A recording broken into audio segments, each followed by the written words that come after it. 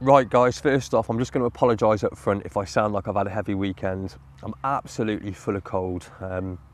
Couldn't write it, you know, it's been beautiful weather and Muggins here gets struck down with a cold. Anyway, this rig, I don't know what we're going to call it yet. I think we're just going to go with a multi-slip D rig. Loads of features to talk about with this particular rig. What we'll do is we'll look at them all in, you know, a little bit of detail. It's nothing new really. This has been around for a little while, but not many people have used it, and it's been a bit under the radar, to be honest. We used to use something similar back on St John's a few years ago, but the main priority for using this rig was to tell us if we've been done by the birds or not. That is the tip of the iceberg. So let's have a look at what else, you know, what makes this rig, you know, in my opinion, a real go-to rig for a lot of situations. First and foremost, being able to change that hook nice and quickly, and being able to change the bait quickly. When you're in a situation where, you know, you've got fish all over you, you've got one in the net and you need to get the rods back out quickly and efficiently, and also, you know, being able to present that bait in such a way that it's going to be at its most effective. Fresh hook and a fresh bait is absolutely essential. So, you know, it couldn't be easier. Slide the liner back, and then it's just like you would with a multi-rig. You know, you just literally slide the hook out of the loop, replace it, and the same with the bait. You just literally, if you've got baits that are already made up on a micro swivel, that's the key, is to have a few baits tied onto a micro swivel or a bait screw, you know, whichever takes your fancy, and then you can just slide them on at the same time and bang, you know, replace the liner line and get it back in position and you're ready to go. Secondly, you know, we've been always looking at ways to get the bait to, when on the take, to slip back and to lock at the back of the hook so that the fish, you know, they can't use blow and suck tactics to manipulate the hook hold.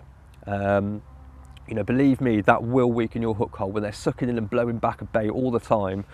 That can cause you problems, and you know, you will lose the odd fish because of that over the course of a season. With this on the take, what happens is everything gets pulled back into position.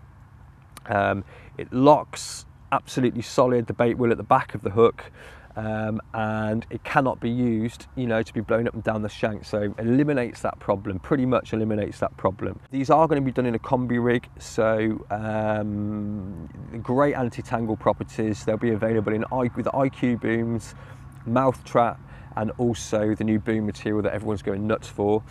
It's good stuff, you know, but I think it's always worth thinking, while I'm on that subject, guys, you know, if everybody's on the one thing, get on something a little bit different.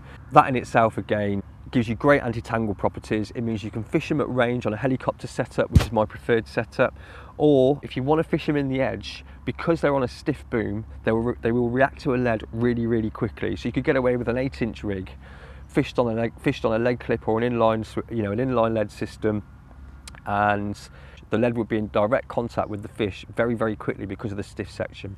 Going on to the reason why we used to use these, what will happen is, for telling us if you've been done by a bird, what will happen is, if a bird picks up this rig, it's only going to pick the bait up, which means it isn't going to, you know, the mechanics of the rig aren't going to come into play.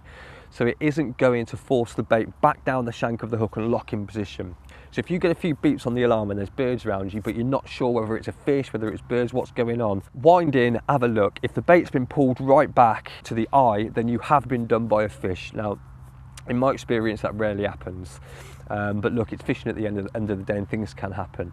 What you can always do in those scenarios, if you think that the rig's not sitting quite right or something like that, you've got the advantage, because under pressure you can manipulate where the D finishes on the back of the hook.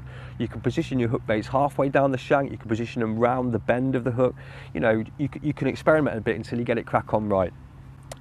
For me, you know, having the D just at the point of the bend, where the bend starts of the hook, that for me is you know, the optimum way of fishing it, but there are lots of different ways you can fish it. These liner liners, they really do turn lovely in the palm of your hands. You know, there's no getting away from the fact that because of where the line exits the aligner, it really does help to flip that hook over. I mean, some of the hook holes we've been having have been frankly quite scary, you know. So I've never been, not that I've not been a fan of liner liners, but I've never really seen the benefit with it. I've always used shrink tube, but with this, because you want to be able to change the hook, you can slip that liner back, and that's why we incorporated it. So if anyone's got any names for these rigs, feel free to drop us a message. We're going to go with the multi slip D rig for now. If anybody can think of anything better, then you know, you might get a freebie in the post or something like that, but just feel free to drop us a message. Anyway, tight lines for everybody. Hope you're catching a few, and don't forget, get those catch reports sent in. We've had some wicked catch reports, and there's some real nice ones waiting to be published. But as I say, hope you're catching a few, and I'll catch up with you soon.